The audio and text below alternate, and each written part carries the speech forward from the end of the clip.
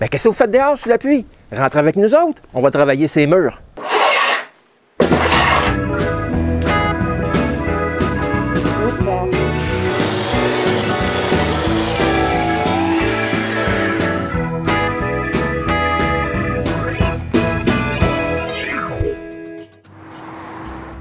Maintenant que mon extérieur est presque tout terminé, je peux commencer à travailler à l'intérieur. La première chose que je fais est de me préparer pour installer l'isolation. Je commence par clouer tous les fils électriques sur la structure.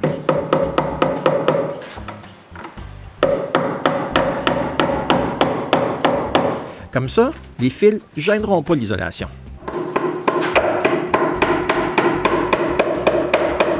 Je mets une crampe à environ tous les 2 pieds. Voici l'isolation qu'on va installer sur tous nos murs. Pour ceux qui ne sont pas familiers avec ce produit-là, il est fabriqué à base de roche, contrairement aux fibres de verre. Toute l'isolation est installée par René. C'est pas très difficile. La majorité de 2x6 sont installés aux dimensions des morceaux d'isolation. Mais quand il faut les couper, on utilise simplement un couteau à pain ou un couteau avec des dents.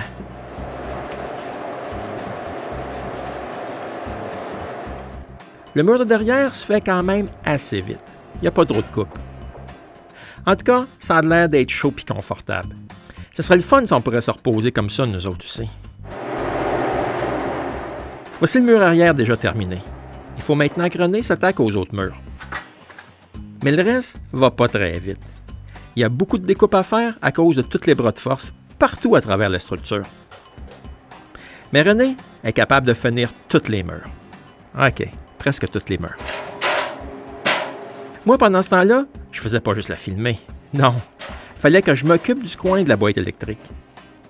Il faut que je fasse quelque chose pour camoufler tous ces fils électriques-là. Je commence donc par rentrer à l'intérieur un de mes 4x6 qui me reste de mes bras de force. Puis avec cette longueur-là, je vais modifier le coin d'électricité. Il faut que je coupe une entaille semblable à celle-ci pour pouvoir passer par-dessus cette poutre-là. C'est assez facile avec ma nouvelle scie. Elle peut couper des morceaux complètement, puis si j'active le levier de profondeur de coupe, je peux l'ajuster pour une coupe partielle. J'ai donc ajusté pour l'épaisseur qui dépasse de la poutre.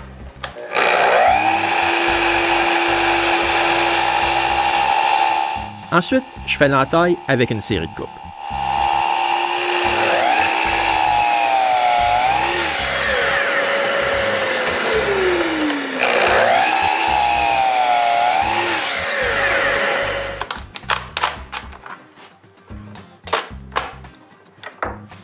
Après avoir cassé tous les morceaux, il ne me reste plus qu'à mettre le tout droit avec des rabots.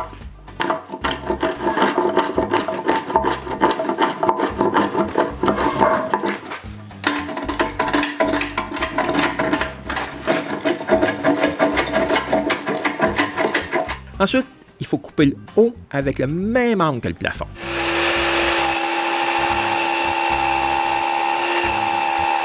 Par contre, la scie ne coupe pas cette épaisseur-là. Je finis donc la coupe à la main.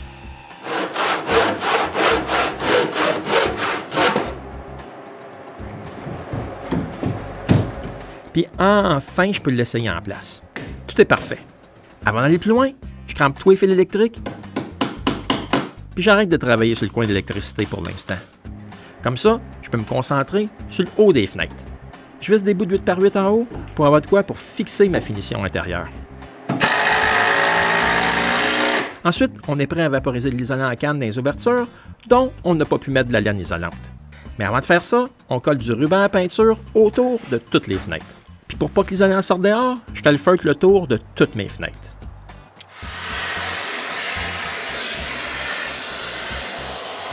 Puis je peux enfin vaporiser l'isolant. Mais ça n'a pas pris de temps, puis ça a fait un désastre. Ça gonfle en maudit, cette mousse-là.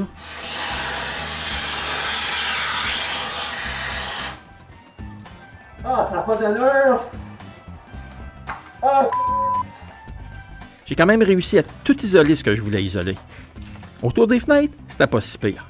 OK, ça débordait un peu, mais jamais comme au-dessus de ma porte d'entrée. Là, j'ai vraiment fait un massacre. Ce qui me fâche le plus, c'est ma belle porte. On a été forcé de la nettoyer l'alcool à bois, mais ça paraît encore. Je vais être forcé de la sabler un peu, puis de la revernir plus tard. Une chose que je peux dire, c'est que j'ai coupé bien des commentaires que j'avais faits à ce moment-là. Cette belle job-là a donné une grosse journée de nettoyage à René. Mais après, on est prêt à poser la finition intérieure de l'atelier. Un coup peinturé, ça va être parfait. Ben non, c'est une joke. Je vais pas mettre de la sponette sur les murs intérieurs, je suis pas fou.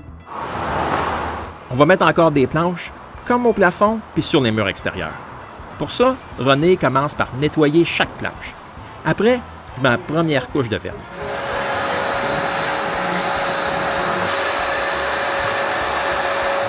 Je fais ça d'avance parce que ça pue un peu tout ce vernis à l'huile-là. Après qu'une planche est vaporisée, je la dépose sur un des échafauds dehors pour la laisser sécher. Puis je continue. Quand la première couche est finie, je des planches dehors ces échafauds, puis aussi à l'intérieur de l'atelier. Quand les 2 couches sont faites, on peut commencer à poser des planches sur les murs. La première chose à faire est de couper une planche pour commencer sur le bord d'un poteau.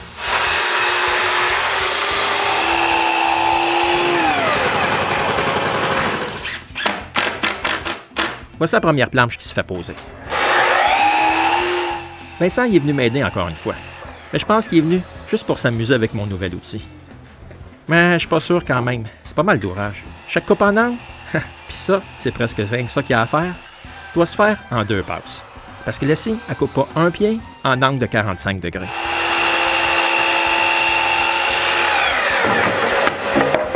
Comme j'ai dit, il y en a des coupes de 45. Comme je mets des planches de pince et murs, il y a des petits nœuds.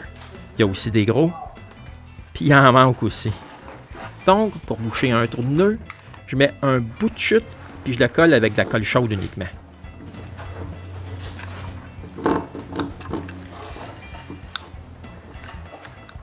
Ensuite, tout simplement, j'installe la planche comme si rien n'était. Ça laisse un trou de nœud, mais on ne voit pas l'isolation derrière.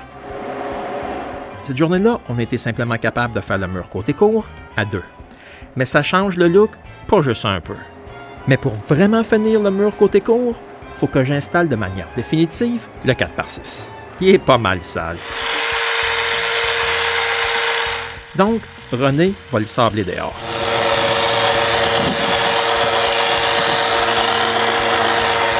Après, je peux percer 2 trous pour le visser à la structure.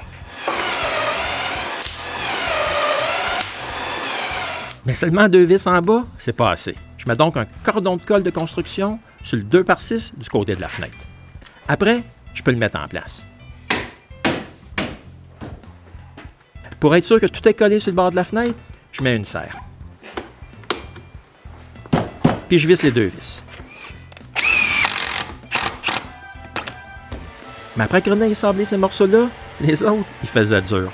Donc, elle sable tous les bras de force à l'intérieur.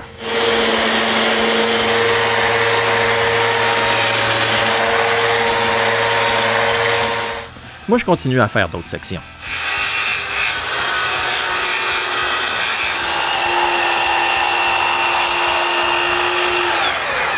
À l'occasion, si je suis près d'un nœud ou trop près du bord d'une planche, je prépare un trou avant de mettre une vis. Les planches, au bas des bras de force, ils n'ont pas besoin d'une coupe de longueur trop précise, parce que je vais ajouter de l'isolation au bas, puis je vais recouvrir le tout après. Je laisserai pas ça comme ça, c'est pas vrai. Mais pour celle du haut, c'est une autre histoire. Il faut que leur coupe soit parfaite. Puis ça prend du temps. Mais c'est pas le pire. Les boîtes électriques laissent pas leur place non plus. Chaque boîte est marquée sur la planche adjacente. Puis ensuite, je mets la planche qui aura la boîte, puis je transfère les marques.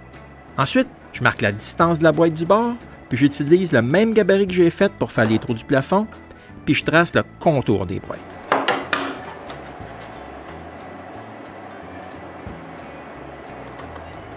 Ensuite, il ne reste plus qu'à percer le trou.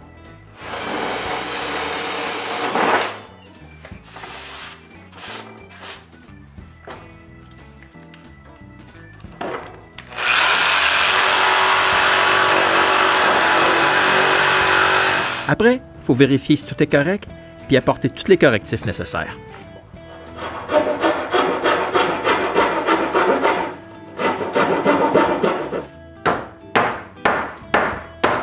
Éventuellement, la planche fit parfaitement. Il faut répéter le tout pour la prise de 220 qui est juste à côté. Mais quand c'est fini, ça ressemble pas mal à ceux-là. Éventuellement, j'ai d'autres sections de terminer. Je peux enfin commencer les sections de la façade. Mais on s'aperçoit qu'autour des interrupteurs, on voit encore l'isolant. Je coupe donc des petits morceaux de bois, puis René les colle entre les interrupteurs. Au moins maintenant, on ne voit plus l'isolant. Puis voilà, les 2 sections de la façade sont terminées. Il faut juste que je termine la section du panneau électrique.